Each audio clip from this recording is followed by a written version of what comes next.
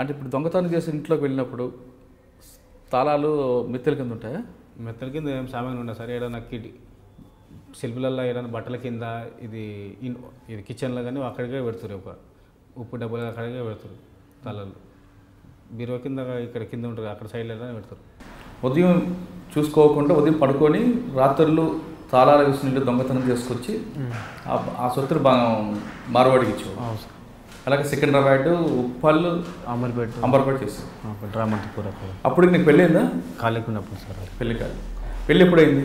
పెళ్ళి 2011 లేదు సార్. 2011. ఎవరు నీకు ప్రేమించి పెళ్లి చేసుకున్నావా లేదా పెద్ద? Arrange marriage sir. వీళ్ళ చుట్టాల ఇంట్లో నేను ఉండి అక్కడ ఉండి దొంగతనం చేస్తుంటే వాళ్ళకి ఇట్లా ఇస్తుంది డబ్బులు. అట్లా ఒక పిల్లని చేసుకోవాలంటే వీళ్ళ అమ్మ వచ్చి అడిగింది.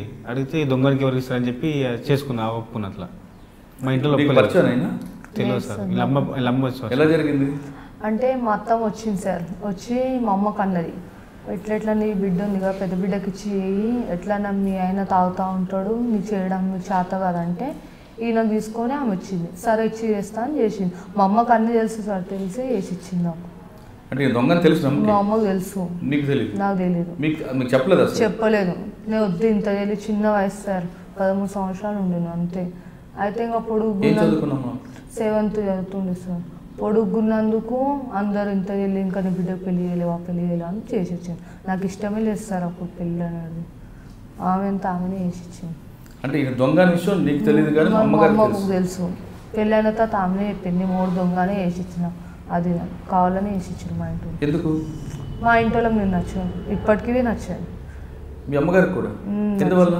ఆమె అస్సలు పడనే పడ, అసలు నేను పని చేయ అది చేయ అని ఇంకా ఆమెకు నచ్చాక ఇంకా చేసి ఇచ్చింది. దొంగతనం చేస్తున్నప్పుడు వీళ్ళింట్లో ఉండేవాడు? వీళ్ళ అత్త వాళ్ళ ఇంట్లో, వీళ్ళ మేనమామ ఉంటారు కదా, వాళ్ళ ఇంట్లో ఉండే అమ్మ ఉప్పల్లో అక్కడ. అంటే దొంగతనం చేసే సొత్తు వీళ్ళు కూడా ఇచ్చేవాడు? ఎందుకు?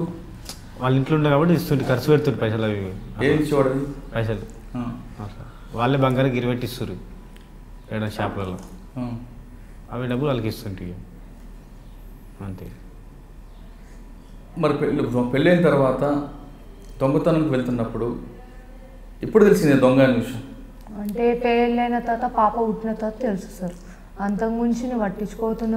ఏం పని చేసేవాడు అని? ట్రావెల్స్లో పనిచేసేవాడు అని చెప్పేవాడు.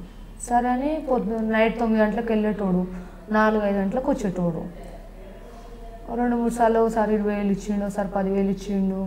ఇట్లా నీకు ఎందుకు ఇన్ని కనమోసా అంటే అడ్వాన్స్ అడిగినా అది అడిగినా అని వచ్చి చెప్పేటోడు. అట్లా నాన్నగా నేను సైలెంట్ అయిపోయేదాన్ని, ఏమనుకుంటుంది. తర్వాత పాప పుట్టిన తర్వాత మమ్మీ అనేది, నీ 3 దొంగతనాలు చేస్తాడు, నీ అత్త కొంచుకున్నది ఏవేవో అంటుండే. దాన్ని తెలిసి నువ్వు ఎందుకు ఇచ్చినావు అంటే, ఇస్తే ఏమైనా నీ మమ్మీ ఏమని పని చేసి చేస్తాడా, చేస్తాడా, చేసిస్తాడా అని అన్నాడు. సైలెంట్ ఉంటుంది.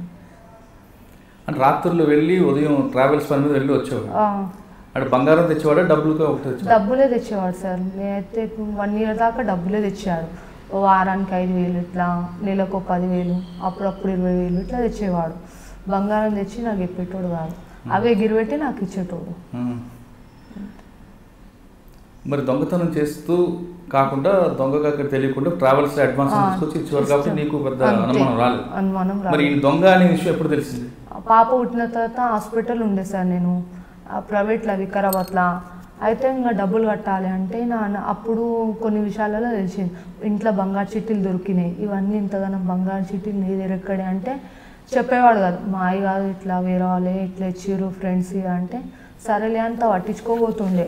ఒకసారి ఇంకా కడుపుతున్న తర్వాత నేను మా అమ్మ దగ్గరికి వెళ్ళిన. మా అమ్మ అనేది, నీ 3 దొంగతనం చేసేటోడు అది. నేను కడిగితే నేను ఎందుకు చేస్తాను, నాకేం అవసరం అని నేను అన్నట్టు. ఇంకా నాతో అన్నీ దాపెట్టోళ్ళు, ఏం చెప్పబోతుండే సరంగా.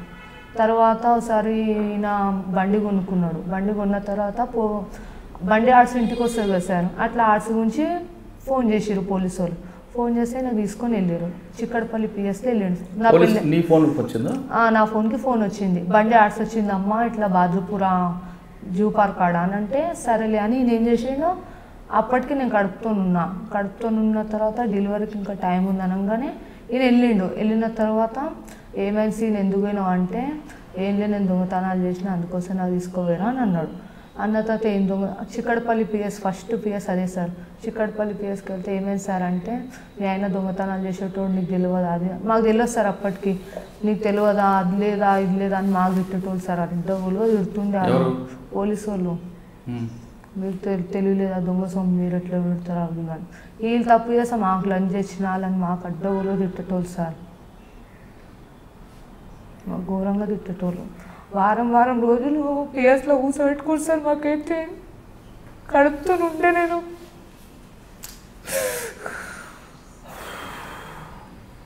మస్తు మాటలు అంటారు సార్. మాకైతే చేసింది నేను కానీ మాట తిట్టేటోళ్ళు సార్. ఘోరంగా తిట్టేటోళ్ళు.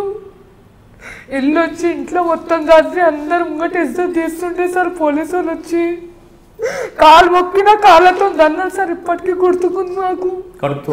కడుతున్నప్పుడు కాళ్ళతో దన్నారు. కాళ్ళ మెట్టల కాని చదివిపెట్టలేదు సార్.